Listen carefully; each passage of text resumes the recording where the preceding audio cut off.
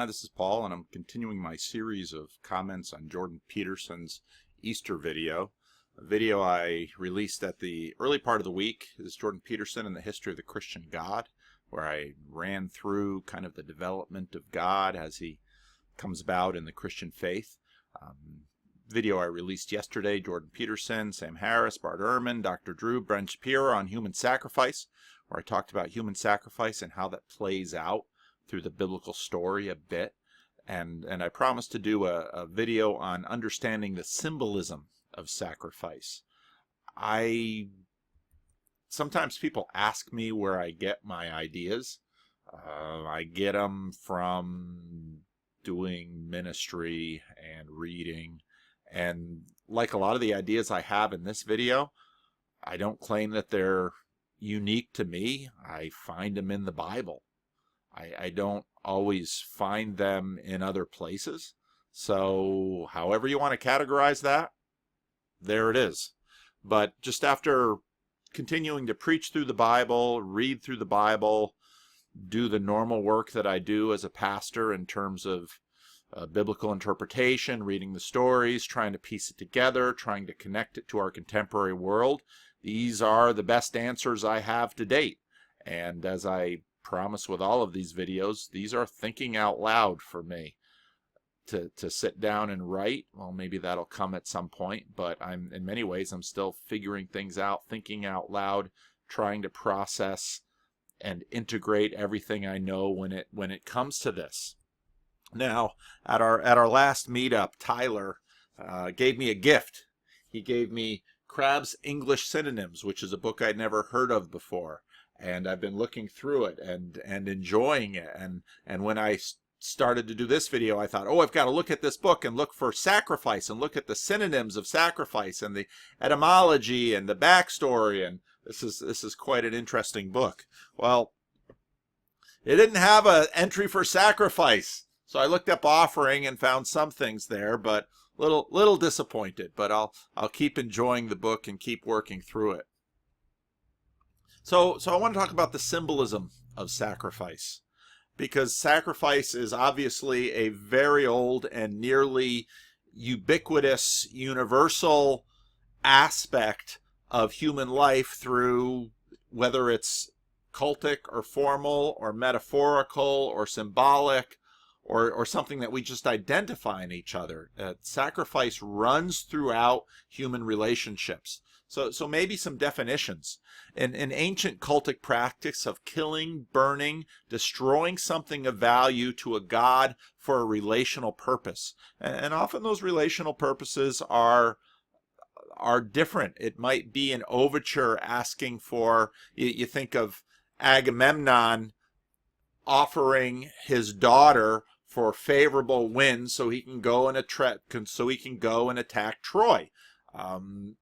Offerings are sometimes an overture. It's an introductory thing. Here's a gift.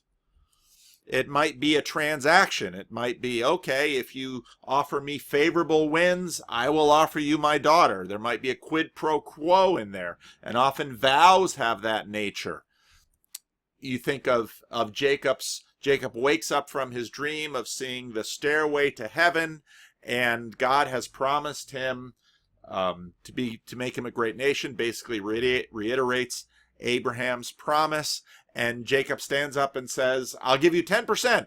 And it's kind of like he didn't ask for anything, but so this is the nature of offerings. It might be an expression of thanksgiving. In the book of Genesis, Noah comes off the ark, and the first thing he does is sacrifice animals. And you want to say, hey, the whole point of the ark was to save these critters, and now you're cutting them up and putting them on the altar? Well, we took 7 of the clean, so maybe we have a few extra to spare. Don't sacrifice the animals you only have 2 of, or there'll be a great extinction. So it might be an expression of thanks. It might be, again, to fulfill an obligation. Now, sacrifice gets abstracted, and you can see this in the Jordan Peterson treatment. And Peterson runs through lots of different abstractions of it, and he kind of runs through it, here and there and here and there and here and there. He doesn't necessarily give an orderly or complete list of them, but they're abstracted in many ways of delaying gratification, of foregoing, denying, or destroying something now in hopes of receiving something better or for a preferred later. And we do this in life in all kinds of ways. We might scrimp and save to save up money to go somewhere later, or saving for a college education, or saving for retirement, or this is all sacrifice. Sometimes it's just accepting a lamentable loss. Something happens that you didn't intend to happen, but you see its connection to the future and you say, that was a sacrifice. And so there's this element of sacrifice that, and I think Jordan Peterson gets this right in his section in that video, where it's deeply connected with the future. And so again, you can go back and listen to Jordan Peterson's thing and his chapter on do what's meaningful, not expedient. And so what Peterson does in a sense there is say that there's a deep meaning between sacrifice and what you're gaining. There's this old John McClane. Is it John McClane? The more you pay, the more it's worth. And I remember listening to that song in college and thinking, the more you pay, the more it's worth. Well, that's true. If you strive for something and then earn it, it has great value to you. Think of, again, Jacob and Leah and Rachel.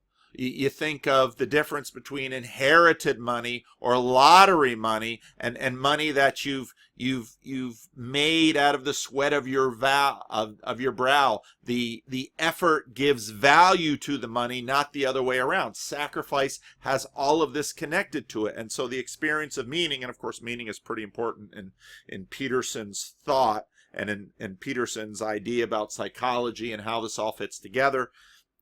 This is all very tight, and which is why in his chapter 7 is do what's meaningful, not what's expedient. So expediency and meaning are in a sense opposites of one another. Now this is universal. Ancient cultic practices were remarkably universal on this piece of sacrifice, and Dr. Drew talks about that in the Ben Shapiro interview, carrying on in lots of ways in contemporary religion today, and this is kind of why the treatment that Sam Harris and Bart Ehrman get seems, as I think Dr. Drew very much saw, it's dismissive and naive. It's kind of like saying, my idiot mother who cleaned floors on her hands and knees, scrubbing her, wiping her fingers to the bone. What a dupe.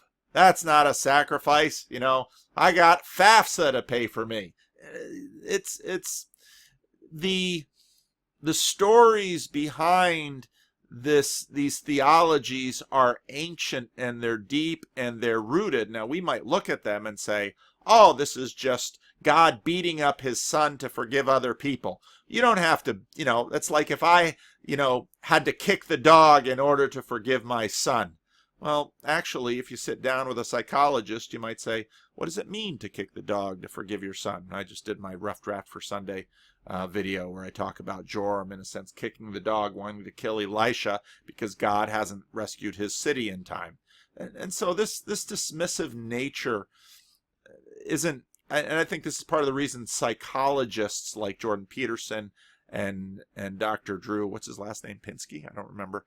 Dr. Drew, they're not as quick to jump on the bandwagon and be so dismissive of this. There's something deeply tied to just about everything in how we work society with this. Even in secularized societies, we preserve the concept and find it its usefulness ubiquitous. I guess that's my favorite word for this video. Maybe I should look up ubiquitous in Tyler's book, but not right now. You have the Hebrew origin story in Genesis. Genesis 1 through 3 is remarkably devoid, however, of cultic sacrifice and even implicit sacrificial transaction. You can compare this, let's say, to the competing origin myths and some of the surrounding communities around the Hebrews.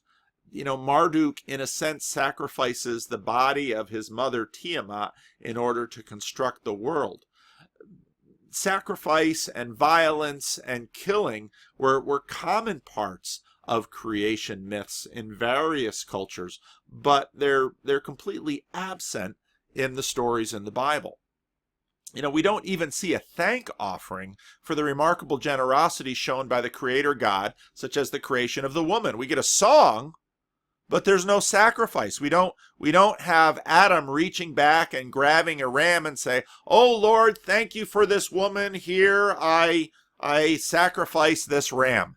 Nothing. There's no altar at all in Genesis 1 through 3. And it was a few years ago, as I'm working through, when I was, in terms of my Sunday morning sermons, I was working through Leviticus, that it dawned on me. I said, where is the first altar in the Bible? And, well, it's in Genesis 4. And then I began to think about that there's something really strange about this. Because, again, if you look at some of my earlier videos where I go through John Walton and some of his things, John Walton does a good job in both his popular books and his more scholarly books about showing that Genesis 1 is a temple text.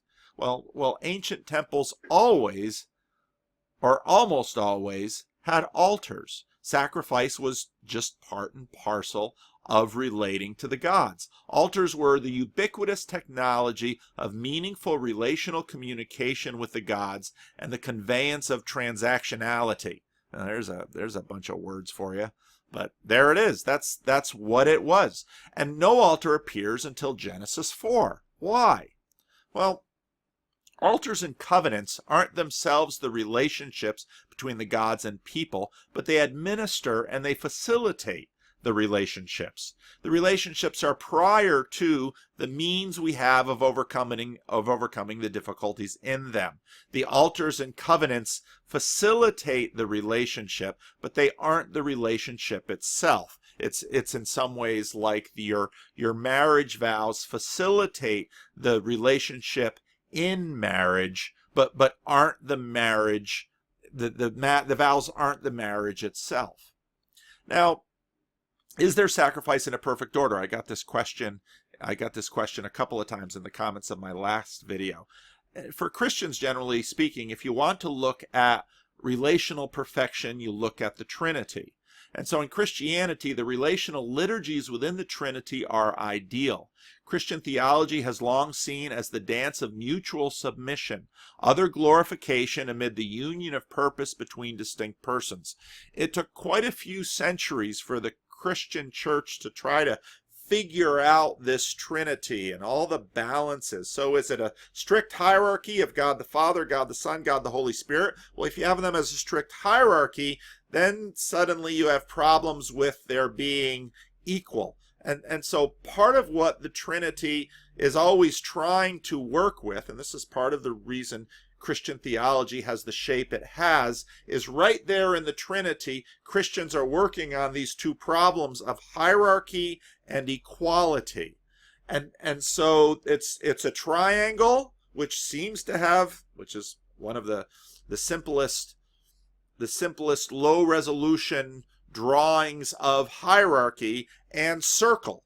And so often Trinity will be expressed a triangle and a circle together, because you have both hierarchy, the Son submits to the Father, and I don't want to start a food fight between the West and the Eastern Church. The Holy Spirit serves the mission of both of them, so they're united in essence, they're united in mission, but they mutually submit to each other and they serve each other. And so to the degree that the Son serves the Father, they do so out of the necessity of the mission. There isn't anything, now we get into Aristotelian terms. Like I said in previous videos, you really can't do theology without philosophy, and so the theology you do is always connected with the philosophy of the host culture, on and on and on. But the theology and the history of the Christian church has to try to work out the tensions between hierarchy and equality, and all that comes together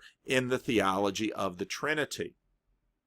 So there's a sense of implicit sacrifice between the parties without the need for facilitated administration like we have in altars or covenants. There is sacrifice to the degree that, well, the Son sacrifices his, many good things that he could have in service to the mission of the Father and in service to the mission of the Holy Spirit, you might say. And so, but the sacrifice isn't a formal cultic sacrifice in the way that we talk about literal sacrifices, dead animals on religious barbecue pits, but or even putting a gift in the basket at church. It's what sacrifice is intended to act out. Now remember all of your basic Jordan Petersonian things. You act out things, you act out knowledge that you can't articulate. You possess it in the community as what James K. Smith would call liturgies. So that's in a sense the knowledge you possess in community, but you act it out together, even if you can't put it into words and say it as such or write it in a book. It gets acted out in drama, and we watch each other acting it out, and we learn it at that level, even if we can't articulate it. And so what we see in the drama of the Trinity is this being played out, and we struggle to represent it in our words or in our theology or in our philosophy. So there's no altar in Genesis 1 through 3. Genesis 1 is a temple text. Heaven and earth are God's dwelling. Now I just started reading Jonathan Pajot's brother. I'm not sure how to say his first name. I don't know any French, so I don't want to butcher your name, brother of Jonathan, but I started reading the book, and I've already got a few thoughts on it.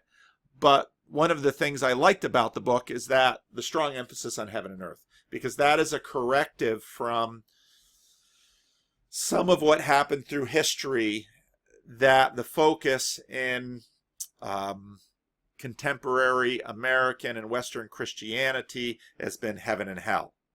That's not the focus of the Bible. The focus of the Bible is heaven and earth, as we're going to see in a few minutes. So heaven and earth is God's dwelling. So Genesis 1 is the story, is a song really, of the glorious creation of the temple of God, which is heaven and earth all together.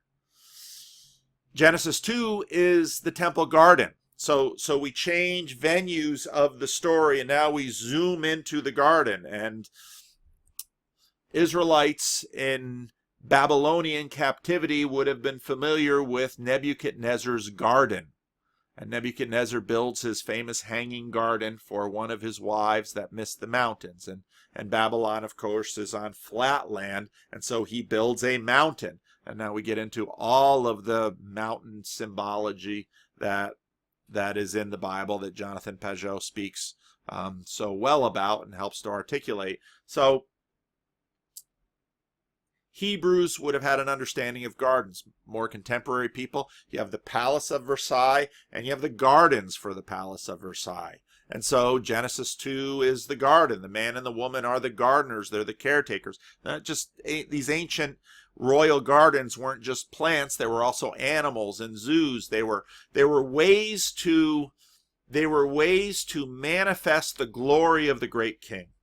Now in Genesis 3 we have the story of rebellion and the exiles of the gardeners. And we could compare this to hothead Nebuchadnezzar in the book of Daniel, who, is always ready to take his servant's head. The Lord is not Nebuchadnezzar. He is not a petty potentate in the way that Nebuchadnezzar is. Now we have relationships in geography. God is present, and he's interested, and he's involved in every, I hate typos, in every ontological layer in his creation that exists. And I talked about this in the previous videos. If you want to ask me about Jesus' material resurrection from the dead, part of my theological assertion about that's necessity is I think we see the redemption of creation at every level. Now, I think our view of the levels of creation are very limited, and they are skewed because both of our fall and because of the limitations that we have as human beings.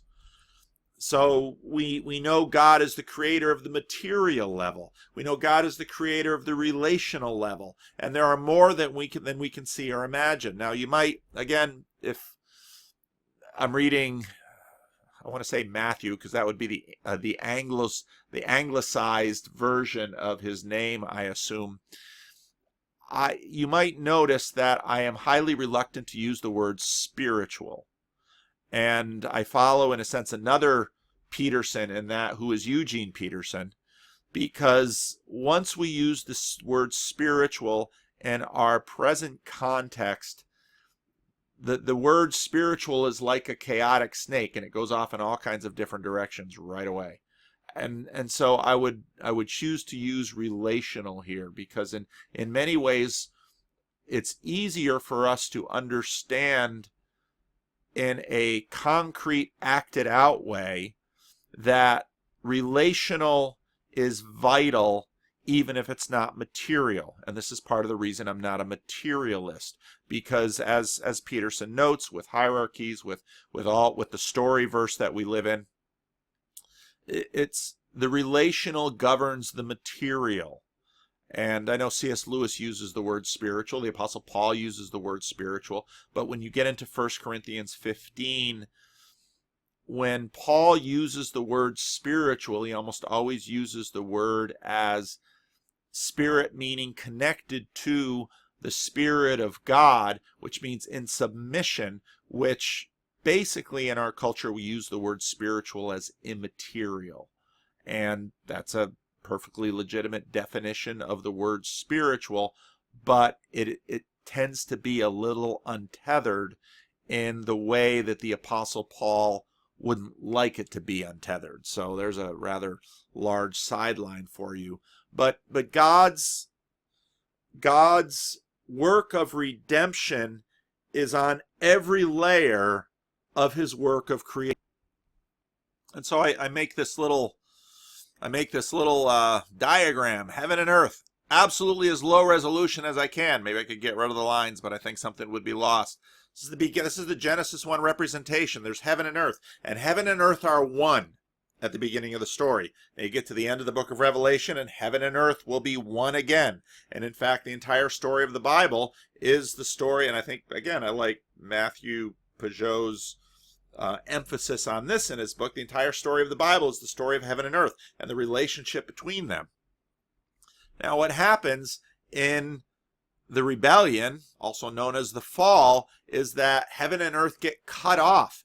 And what we're left with below here is chaos and, in a sense, Empire Egypt. And so Genesis goes into Exodus. And I know there's a lot of people anxiously anticipating Jordan Peterson on Exodus. I am too. I'm very interested to hear what he's going to do with those stories. But basically the idea is that in the rebellion, heaven and earth are cut off, and God, in a sense, withdraws, which is an act of enormous mercy, because Nebuchadnezzar would never do that. Any Near East potentate would never do that. They would claim the rights of ownership and kill the rebels, but God wants to redeem the rebels and save the rebels. And so what the story of the Bible actually is the long story to try to answer the question, how can God save us? How can God save, and by us also, his whole creation? And so this is how we get a new creation at the end of the story. This is the story of the Bible. And to a certain degree, that's when Bart Ehrman tells Sam Harris, a lot of these Christians running around as imagining that the earth is some kind of sorting station between heaven and hell. That's not the story of the Bible. The story of the Bible has to do with the resurrection. It has to do with new heavens and new earth. Read the Bible itself. Read the book of Revelation. Read the book of Genesis. This is the story of the Bible. So I'm going to read a little bit of Genesis 4, where we have the first altar. And some of these times I'm going to read from Tanakh, which is the Jewish English translation of the Bible, or at least one of them. Now the man knew his wife Eve, and she conceived and bore Cain, saying, I have gained a male child with the help of God. Eve's pretty upfront about that. She remembers him, apparently. She then bore his brother Abel. Abel became a keeper of the sheep, and Cain became a tiller of the soil. Now, if you remember my last video, what happens to Cain is that the earth will no longer produce for him, which is quite interesting because as opposed to Abel, Cain is a tiller of the soil, and Abel is a keeper of the sheep. Now, in the course of time, Cain brought an offering to the Lord from the fruit of the soil, and Abel, for his part, brought the choicest of the firstlings of his flock. This text is so dramatically debated, looking for in the text the difference between Cain and Abel. Some say you can see it, some say you can't, some say they don't know. The Lord paid heed to Abel and his offering, but to Cain and his offering he paid no heed. Cain was much distressed, and his face fell. And the Lord said to Cain, Why are you distressed? Now it's interesting because what does it mean that the Lord didn't heed his offering? Were these thank offerings? The assumption is that these are thank offerings for what had been given, but was the expected response from the Lord more bounty? It could be. There was an expected response from the Lord that Cain did not receive. Now, again, I just did my Rough Draft to Sunday video where I talk about Elisha and the siege of Samaria and King Joram, and I talked about the fact that King Joram is full of entitlement, and he thinks that how could God let this stuff happen to his city? And he's contrasted with the lepers at the gate who have nothing left to lose. And they're feasting on the plunder of the Arameans while the king is inside starving.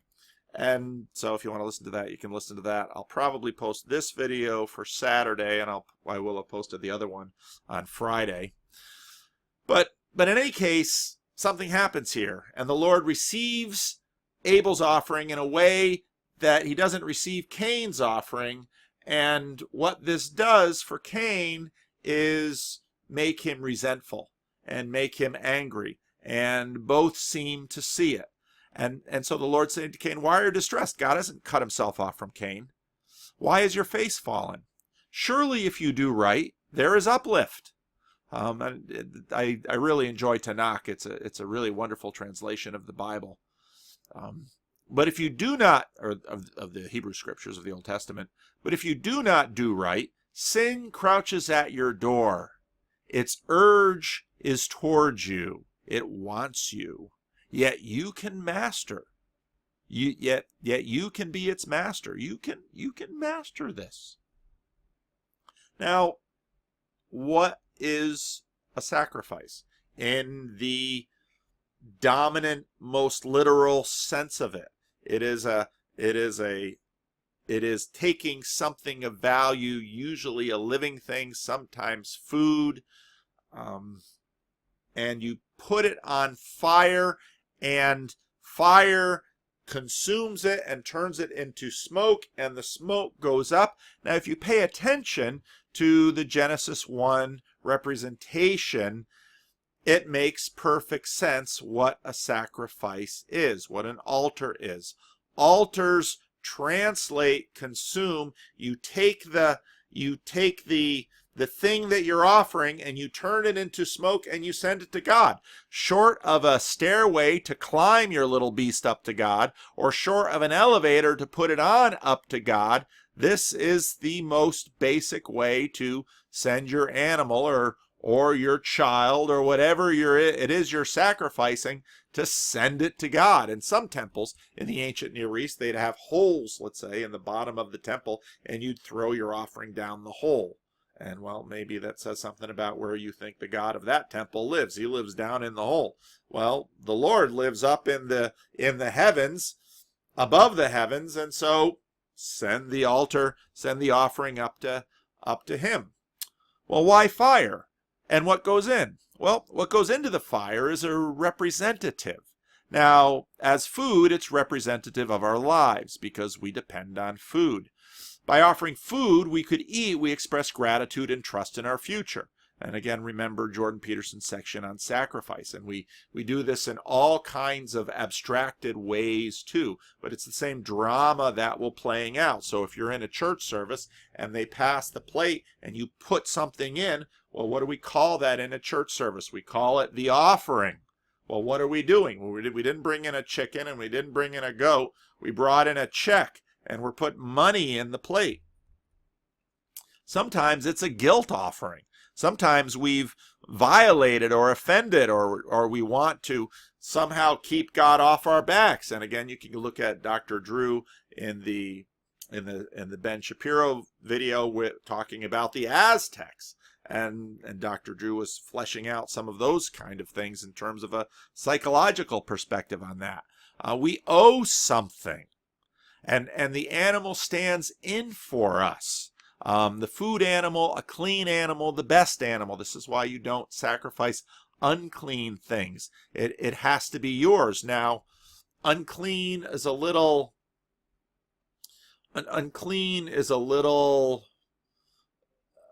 distracting for us, perhaps, because what you'll notice, and I've brought this out in various sermons in the past, the wild animals belong to God too. But in a sense, they don't belong to us, and so we're not to take them. And it's a bad idea to try to read onto our pragmatic scientific things onto the Bible. For a long time that was done. Oh, the Israelites couldn't eat pig because trichinosis, I think that's the word for it, where they would get sick. No, that's not it. It has nothing to do with hygiene. It has to do with order and their worldview and their sense of order in the world. So the wild animals, they belong to God. They're not for you to eat. Clean animals you may eat, and this gets into the theology of Israel being God's chosen people and the nations, and these themes run throughout the Bible, and they're played out and worked on and used for all of the theological conveyance that the Bible affords. But why fire? Well, that's actually a more interesting question. It transforms, it translates, and it transports terrestrial objects into heaven. Again, I'm in 2 Kings chapter 6 in my sermons, and when Elisha is in Dothan and he prays that his servants' eyes might be opened, they see horses and chariots of fire. It's horses and chariots of fire that take Elijah from earth to heaven. It's horses and chariots of fire that are imagined that frighten the Aramean army away. In the Transfiguration, Moses and Elijah and Jesus shine like the sun. So you've got the association, the symbolic association between the sun and heaven and fire. And again, Peterson in his biblical lectures have drawn out some of this symbolism too. So fire transforms, translates, transports terrestrial objects into heaven. Now there's lots of representations about this, and it's interesting because the earth is actually, this is true in the medieval period, you have different conceptions in different cultures in the ancient period, but we've tried lots of different ways to draw this stuff out. This one on the right, I never know it's your right and left because I'm dyslexic, so the black and white one, that's from Dante. And earth is actually a fairly low level status of existence, and mountains of course are higher, and so in the Dante thing you have purgatory, and then you have the heavens, and so on and so forth. It's very much a hierarchy. In this other representation, it's kind of nice because it shows the connection, the umbilical. I talked about that in my Ezekiel studies. The umbilical between heaven and earth. Now, the Babylonians believed that Babylon was the umbilical. In our terms, we say things like New York is the center of the world, so on and so forth. So we have representations of these. And now again, fire, well, where is fire? Fire is associated with the brilliance and the light and the clouds and the sky, and earth is actually quite far below. And in in the ways of talking about reality, even before, even in the 16th century and the 17th century, they're kind of trying to work out science and let's call it physical theology, and they're trying to work all those kinds of questions out. But then all throughout the Bible you have verses like this: the Lord smelled the pleasing aroma and said in his heart, never again will I curse the ground because of humans, even though every inclination of the human heart is evil from childhood. And never again will I destroy all living creatures as I have done. After he smells the fragrance of the sacrifice of Noah. Exodus 29, take one of the rams, and Aaron and his sons shall lay their hands on its head. This is, in a sense, acting out the representation. The ram stands in place of the family, and the ram goes into the fire. Well, what is the fire? The fire is God. Well, what happens when we walk into fire? We are consumed. Slaughter it and take the blood and splash it against the sides of the altar. Why the blood? Because the blood belongs to the Lord. They're not allowed to eat the blood. They can eat the animals. This comes after Noah, but they can't eat the blood. That's part of Noah's covenant. Cut the rams into pieces and wash the internal organs and the legs, putting them with the head and the other pieces. Then burn the entire ram on the altar. It is a burnt offering to the Lord, a pleasing aroma, a food offering presented to God. See, the altar takes the substitute animal, goes into the fire, and the fire represents God and translates it up to heaven. Actually pretty obvious. Now again, why fire? Well, it transforms, it translates, it transports, but just as the animal stands in for us, fire stands in for God.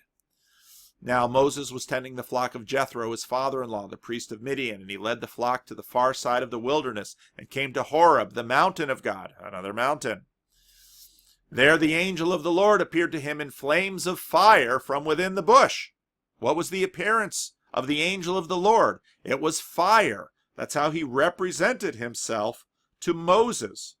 Moses saw that though the bush was on fire, it did not burn it up. This burning bush becomes the symbolic representation of Israel's mission. Israel's mission is to be the place where a physical people can live in the midst of a consuming fire. Now you say of a physical people, you can't live in the fire. And that's the miracle of the community, because God would destroy them. So Moses thought, I will go over and see this strange sight, why the bush does not burn up. And that miracle, that attractional miracle that Israel should be, at this moment, you basically have the entire missiology of the Old Testament story, that Israel is supposed to be this miracle of the consuming God living in the midst of his people to bring that in. Now, here's the thing. What do you do when you put, say, gold into fire? It purifies it. It burns up the dross. Now, here's another symbolic representation and element of the entire story. If the story is God living with Israel, Israel's sin is going to be burnt off, and the story of the Old Testament is the story of that burning away of the sin. Now, this gets translated by Jesus and the New Testament authors into new terms.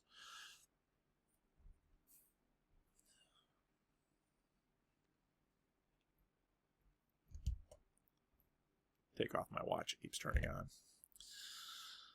On the morning of the third day, there was thunder and lightning. This is Sinai, with a thick cloud over the mountain and a very loud trumpet blast. And if you read throughout the Bible, you'll see these images again and again and again as theophany in the Bible. Everyone in the camp trembled. Then Moses led the people out of the camp to meet with God, and they stood at the foot of the mountain. Mount Sinai was covered with smoke, because the Lord descended on it in fire. So here again, God is fire. The smoke billowed up like the smoke from a furnace, and the whole mountain trembled violently. And the people of Israel are like, we're going to live with that guy? As the sound of the trumpets grew louder and louder, Moses spoke, and the voice of God answered him. This is the picture. This is what it's supposed to look like. Now, pretty quickly, Israel will say, we don't want this. Let's just have a substitute to deal with. How about Moses? You find this in Deuteronomy 4. Be careful not to forget the covenant of the Lord your God that he made with you, not to make for yourselves an idol in the form of anything the Lord your God has forbidden. For the Lord your God is a consuming fire, a jealous God. Now remember the difference between jealousy and envy. Envy is to want and hate because you can't have something that another rightfully possesses. Jealousy is your zeal to possess exclusively what you rightfully own exclusively. Moses and Aaron then went inside the temple of meeting. This is the book of Leviticus, right before an important moment where God initiates the tabernacle, which is God's portable temple in the desert. When they came out, they blessed the people, and the presence of the Lord appeared to all the people. What's the presence? It's this shiny cloud, this glory. It's this fiery cloud by night and a cloud of smoke by day. The fire came forth from before the Lord and consumed the burnt offering and the fat portions on the altar, and all the people saw and shouted and fell on their faces. We're not sure if they shouted in delight or terror of both. Now, what's important to know here is that the Israelites are supposed to keep the fire going perpetually on the altar. They're supposed to not let the fire ever die out. Now, why? Well, the fire, in a very strong sense, is God. Well, what does that mean for sacrifice? Well, they take the substitute representative animals and they put them in the fire. And again, every time this happens, this is a symbolic reenactment of Israel living in the midst of God living in the midst of his people, and Israel living in the fire of God. That's what the sacrifice means. Now, when you get that in your head and you start drawing all of these vast, wide, very wide the lexicology of sacrifice and all the ways we abstract it, life is worship. Gets into a lot of Christian theology, but So right here at the altar, you have the center of it, and it's the center of the community. And again, Peterson will talk about that when we get into part 4. It's the center of the community, but this is what sacrifice is.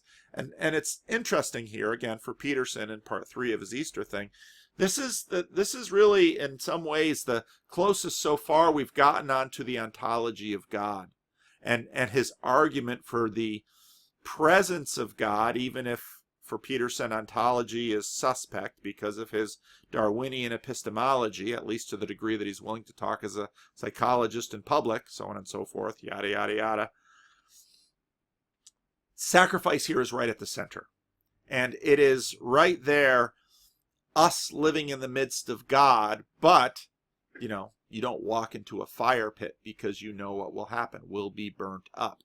And so these images and this symbolism just gets worked and worked and worked and worked and worked in all kinds of different ways. This is really easily seen in what happens next in the story, because Aaron's son Nadab and Abihu each took his fire pan and put fire in it. Now the problem is the priests are supposed to take fire from the altar. Why? They're supposed to take fire from the altar because the altar is, in a sense, that fire is God. And now if you take other fire and you use it in the temple, this is other gods. You shall not have other gods before me. It is alien fire. And so you might look at what's about to happen as, well, God is being petty. God is just all about rituals. No, but the rituals mean something. And they mean something foundational for the people. And obviously for the history of the Jews and the zealous way in which they protected the temple after Ezekiel, after the exile. And I talked about a lot of that in my first video about the history of the Christian God. These things mean a lot. And people are willing to die for them because they're considered things that God is willing to kill over. And the fire came forth from the Lord and consumed them. So they themselves become the sacrifice, but their sin destroys them. And this is why a lot of New Age thought and a lot of biblically uninformed ideas of us just schmoozing up to God just doesn't have any place in the Bible. Because, well, you can schmooze up to God, but would you schmooze up to a nuclear reactor? And God is way more powerful than a nuclear reactor. You'd say, no, I'd never do that because that would kill me. Well, just schmoozing up to God would kill you too. That's in a sense what the story says. Fire came forth from the Lord and consumed them. Thus they died at the instance of the Lord. Then Moses said to Aaron, this is what the Lord meant when he said, through those near to me I show myself holy, and gain glory before all the people. And Aaron was silent. And right in that moment, okay, now we've got the layers. We've got the material layer. We've got the layer of the presence of God. We've got the family layer of Aaron and his sons. And Moses enlightening the moment, not livening the moment, and saying, this is a holy God. This is the definition. This is the definition of holiness. And if that doesn't make you stop and think, and if you believe, well, the fear of the Lord is the beginning of wisdom. And whereas we often talk about that word in awe, fear is not divorced from it. It should be a synonym. Because when you get down to the center, it's all right there. So what does fire do? It consumes. It purifies. Can flesh and fire live together? What do you do ritually when you put that substitute into the fire? What does it mean? Well, this is sacrifice. It is a symbolic ritual that expresses the relational realities between ourselves and God. These get played many, many different ways in relational terms throughout the Bible and theology and thought. And it comes to play often in ordeals. The book of Daniel, the first 6 chapters, is a series of ordeals. Passing through the water of the Red Sea is an ordeal. Passing through the Jordan is an ordeal. Baptism is a ritualized ordeal. You go down into water, into death, and you come up a new creation. I told the stories of the Haitian baptisms that I took part in the Dominican Republic, where the Haitians would go into the water and they would start to fight. And then the pastor would grab the Haitian and put him down again. And they would fight some more. And the pastor would keep putting the Haitian in until they were then at peace. Well, what did that mean? That meant that the spirits were in the Christian, and the waters of baptism drown the spirits out. And you know, this is played off another thing. Luther, I think it was said that, you know, that in baptism, in baptism, our sinful nature is drowned in Adam, but Adam is a strong swimmer. And this is, so we play on these things, but it's ordeal. And it's because, in a sense, sacrifice is a ritualized ordeal. And so every time the animal goes into the fire and is consumed, we are reminded of our sin. And we are reminded why, you know, we can't just stroll into the presence of God like we can't stroll into a nuclear power plant. Well, a nuclear power plant functions on one layer of reality, whereas God is on all. So that should really terrify you. So ordeals of various kinds. Water, fire, wild beasts. That Daniel in the lion's den, that's an ordeal. Daniel comes out of the den, but those who accuse Daniel don't even hit the ground of the den before the lions are all over them. All of these wild things become proxies for the Creator God. And, you know, this language is still, even in our laws, if a hurricane comes through and destroys your house, this is a what? An act of God. So this continues to be preserved even in our legal codes. So the freedom from religion people should go ahead and sue and have act of God taken out of all of the insurance documents, except you might decide to leave them in there because, well, then everybody should think that God is a bad guy, which again is what gets popularized. Is that such a bad thing? The point is, he's a holy God. Well, what does that mean? It means you can't pay him off. He's untouchable. You can't bargain with him. You can't impugn. Well, do you bargain with him? Well, this is some of the tension of some of the stories when Abraham bargains with God about Sodom and Gomorrah. When and then you get into this idea that this Hebrew God is so holy, but he condescends and he'll talk to us. And, well, you can try to bargain with him, but maybe if he's in a good mood and maybe if he has his reasons, he'll talk to you. But try bargaining with a tiger. Doesn't work. Now you see how the elements are played with to express value in ultimate terms. God offers his Son. The Son offers himself. The ordeal of the cross and the empty tomb express victory of God's adversaries, personal and personified. Now, cynics expose our literal, our cultural literal bias. And again, if you look in my other videos in terms of the history, when you get into the Enlightenment period, we tend to just focus on the material layer. And so this is why Peterson calls Sam Harris and Richard Dawkins Newtonians, because you see objects, but you're not seeing enough layers. And so Peterson wants to help us see the relational layers through hierarchy and through being, capital B being, which is this bigger layer of described in phenomenology of this richer world that we live in, so on and so forth. So when we cut it down to cynically look at the material layer and we scoff at it, well, this again is why in a sense I think it's psychologists who are now coming forward and saying, hey, wait a minute, all this stuff about human sacrifice, this hasn't gone away. This is still here. And then you have Brett Weinstein coming along and saying, now wait a minute, this is built in our DNA. In other words, and Peterson's main thing, which is that this is built in from below. We're not going to just push this stuff away because this is built into us. And what these stories express are things we don't know. We know them how we act. This is knowledge that is still trapped at the acting layer, but we haven't yet been able to release it at the layer of articulation. So again, what Peterson is trying to do in his biblical series is try to release it in terms of the layer of articulation.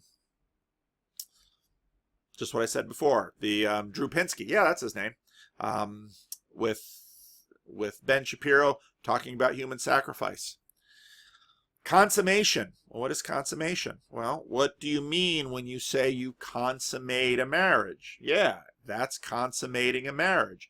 It's bringing what you acted out relationally, ritualistically, cultically in the marriage ceremony, and now you do it physically. And so in the story of the Bible, the consummation is the second coming of Jesus. It is the fulfillment of Jesus' prayer, thy kingdom come, thy will be done on earth as it is in heaven. It is, as the prophet Jeremiah says, that the knowledge of the Lord will be as the waters cover the sea. That no one will have to talk to his neighbor and say, who is the Lord? Because everyone will know him. This is represented time and time and time again in the prophets in the Old Testament. It's updated in the book of Revelation in apocalyptic format. Consummation is all of the layers of reality finally reaching that which God intended. Now, I listened to Matthew and Jonathan talk about time. Some really interesting ideas. I haven't gotten to that place in the book yet, but I'm really thinking about that idea that they had, because it's a very interesting thing, because time in the Bible is a very funny thing, as Bart Ehrman recognized in his talk with Sam Harris. But consummation, again, look at the word. Oh, I should look that up in my new book. Hang on. Thank you, Tyler. Consummation. Oh, this is a good book. Consume, see destroy. Consummation, completion, consummation. Latin, consummatio. Compounded with con, together, and summa, the top of, the sum, with supmus. Superlative of words whose comparative is super. It's, oh, this is interesting. Signifying the very top, means the summoning or winding of the whole, putting a final period to any concern. Completion signifies either the act of completing or the complete or the state of being completed. The arrival at a conclusion is comprehended in both these terms, but they differ principally in application. Wishes are consummated, plans are completed. We often flatter ourselves that the completion of all our plans will be the consummation of all our wishes, and thus expose ourselves to grievous disappointment. As epithets, consummate and complete admit to a similar distinction. Consummate is said of that which rises absolutely to the highest possible degree, as consummate wisdom or consummate felicity. Complete is said to be complete, which fully answers the purpose. Consumption, see decay.